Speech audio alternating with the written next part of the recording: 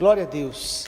Salmo 119, a partir do versículo 161, concluindo essa leitura do Salmo 119 em 5 partes. Hoje é a 5ª parte. Salmo 119, versículo 161. Poderosos me perseguem sem motivo, mas o meu coração teme a tua palavra. Me alegro nas tuas promessas, como quem acha grandes despojos. Odeio e detesto a mentira, mas amo a tua lei. 7 vezes por dia eu te louvo pela justiça dos teus juízos. Grande paz têm os que amam a tua lei.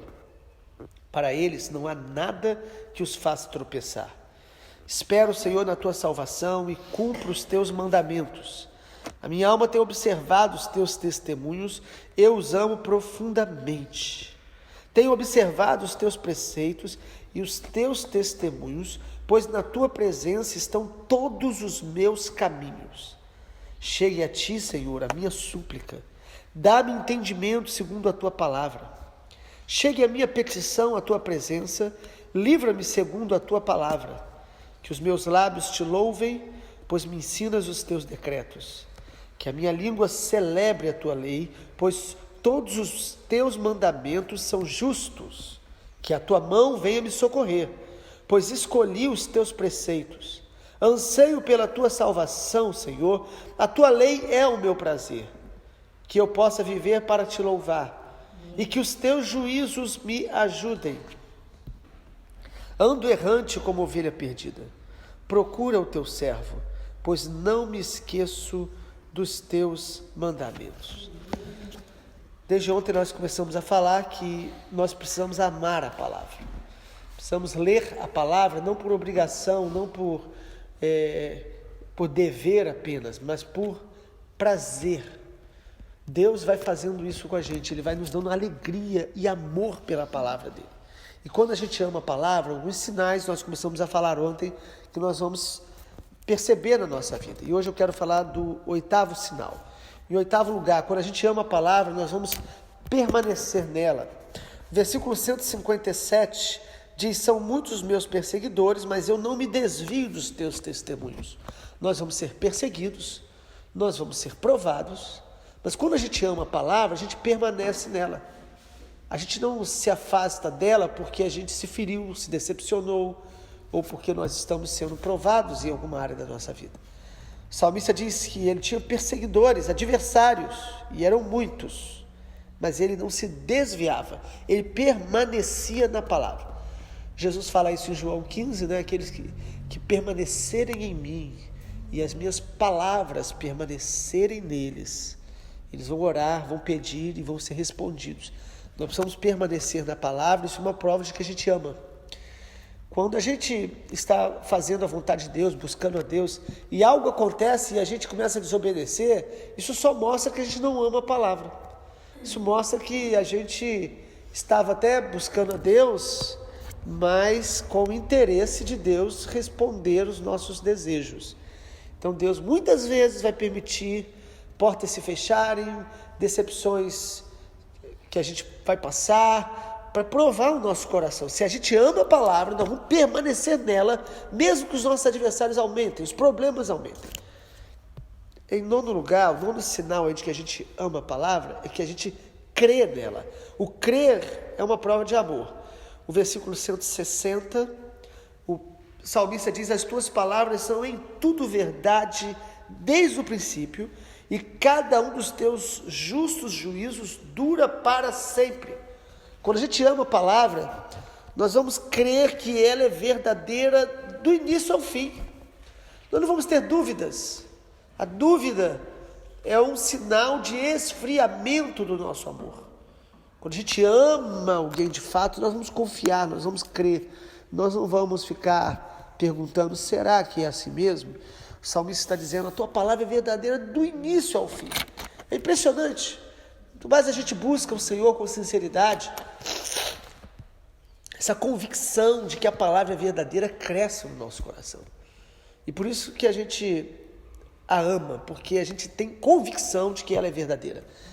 Hebreus capítulo 11 diz que a fé é a certeza das coisas que se esperam, convicção de fatos que se não veem. Pela fé nós cremos que todo o universo foi criado pela palavra de Deus. Nós temos a convicção, quanto mais a gente ama Jesus, mais temos convicção de que a palavra dele é verdadeira, que toda a escritura é verdadeira, de Gênesis a Apocalipse. Em 10º lugar, o 10º sinal de que a gente realmente ama a palavra de Deus é que nós nos alegramos com ela. Versículo 162, olha o que diz: alegro-me nas tuas promessas, como quem acha grandes despojos. Sabe, como alguém que encontra grandes riquezas, como que alguém que ganha muitos presentes. Deus vai trazer esta alegria na palavra. Nós começamos a ter uma alegria grande nela, por quê? Porque a gente a ama. Quanto mais a gente ama a palavra, mais alegria temos de ler, de ouvir, de praticar, de falar dela. Há uma alegria em nós. Então isso mostra o nosso amor. Quando você ama alguém, você tem prazer, alegria de falar, de ouvir, de ver, de encontrar. E assim é com a palavra. O amor pela palavra, ele vai ser revelado na alegria que nós temos. E olha, há um princípio bíblico que nós precisamos sempre nos lembrar. O prazer no pecado tira o nosso prazer com as coisas santas. O prazer na palavra e nas coisas santas tira o nosso prazer com o pecado. Uma coisa nunca andará junto com a outra. Quanto mais prazer nas coisas de Deus, menos prazer no mundo. Quanto mais eu busco o prazer do mundo, eu perco o prazer nas coisas de Deus. Então a palavra vai nos alegrando, porque a gente ama. O versículo 174, você pode olhar na sua Bíblia se quiser. Anseio pela tua salvação, a tua lei é o meu prazer. Imagina você ler a Bíblia como quem está num rodízio, ou naquela refeição que você mais gosta, você pegar a sua Bíblia na sua casa e ter, ao ler a Bíblia, aquele prazer, aquela alegria. Você sabe que é possível. E também sabemos que nós podemos perder, se a gente não cultivar essa relação com a palavra. Em 11º lugar, quando nós amamos a palavra, nós vamos obedecê-la. O versículo 166 diz assim: espero, Senhor, na tua salvação, e cumpro os teus mandamentos. Também no versículo 167, a minha alma tem observado os teus testemunhos, eu os amo profundamente. É um amor que não é superficial. E olha o versículo 168, tenho observado os teus preceitos e os teus mandamentos, pois na tua presença estão todos os meus caminhos. Irmãos, há um livro chamado As 5 Linguagens do Amor, onde o autor mostra que existem várias maneiras da gente demonstrar amor. Por exemplo, o homem, às vezes, ele entende amor de uma forma, a mulher de outra forma. E demonstramos amor de várias maneiras. A linguagem do amor de cada um de nós, às vezes, é diferente. Deus entende amor com uma palavra apenas: obediência. Você pode cantar, você pode pregar, você pode fazer viagem missionária, você pode dar os seus bens aos pobres. Se não tiver amor, nada disso tem valor algum. E como eu provo que eu amo o Senhor? Jesus falou isso, aquele que tem os meus mandamentos e os guarda, este é o que me ama. Jesus falou, vocês são meus amigos quando fazem o que eu mando. Então a obediência é a maior prova de amor por Deus, é a essência da verdadeira adoração. Às vezes nós cantamos algumas canções que dizem, enquanto eu adoro a Deus, Ele me transforma. Fico a imaginar que alguns pensam que se eles ficarem cantando, Deus vai transformá-lo. Enquanto você adora, obedece. Adoração é obediência. Quando você decide, eu vou obedecer, você vai sendo transformado de glória em glória e vai se tornando mais semelhante a Jesus, que é o propósito de Deus na nossa vida. A obediência. A Bíblia diz que Jesus, mesmo sendo filho, aprendeu a obediência através do sofrimento. É na dor que muitas vezes nós vamos praticar a essência da verdadeira obediência. Quando você não vê resposta, quando você está ferido, quando você está desanimado e você decide, eu vou obedecer a Deus. Isso é prova de amor. Não é sentimento. Às vezes a vontade da alma não é fazer aquilo, mas você fala, eu vou fazer por uma decisão de obedecer, porque eu amo. E em último lugar, também quando eu amo a palavra de Deus, além de obedecer, quando eu amo a palavra de Deus, ela vai se tornar a razão da minha vida. Olha que lindo os versículos 175. Que eu possa viver para te louvar e que os teus juízos me ajudem. Ando errante como ovelha perdida, procura o teu servo, pois não me esqueço dos teus mandamentos. O salmista está dizendo, eu quero viver para te louvar e que a tua palavra, os teus juízos me ajudem. Ele está dizendo, a minha vida não tem sentido se não for para viver na palavra. A palavra se torna a razão da minha vida. Se proibirem você de ter uma Bíblia em casa, por uma lei, quem sabe, da nação, como algumas nações é assim, você ficaria extremamente abalado, com sede e fome da palavra, se você ama a palavra. Mas alguns hoje, se a Bíblia saísse da sua casa, ele nem sentiria falta. Quando você e eu amamos a palavra, ela vai se tornando a razão da nossa vida.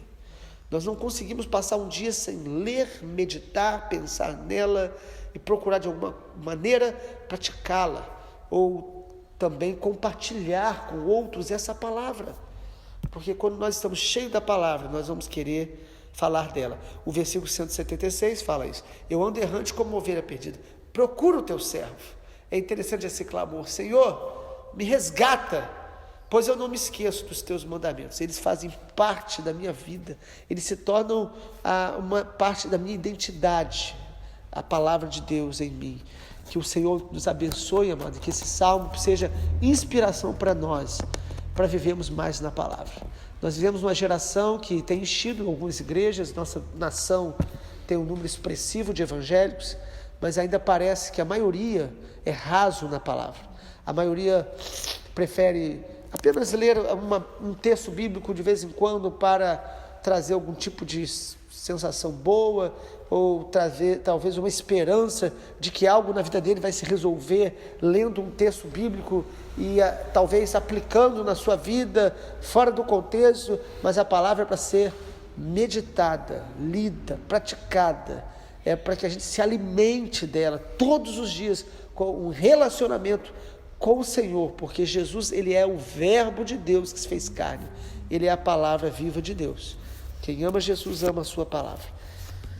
Vamos orar. Pai, obrigado porque todos os dias o Senhor nos dá um alimento novo através da tua palavra. Mesmo que a gente conheça os textos, mesmo que algumas verdades nós já ouvimos, a tua palavra é como aquele maná que todos os dias alimentava a nação de Israel. Ela é lâmpada para os nossos pés, ela é luz para o nosso caminho, ela é água para matar a nossa sede, para saciar o nosso coração. Eu oro para que o amor pela tua palavra aumente na nossa vida e na igreja brasileira. Que nós possamos edificar a nossa vida ao ouvir e praticar a tua palavra, construindo assim a nossa casa sobre a rocha, que é a obediência à tua palavra, para suportar os ventos e as tempestades, para ficar firme e inabalável até o dia da vinda do Senhor. Nós te louvamos e oramos em nome e para a glória do Senhor Jesus. Amém, Senhor.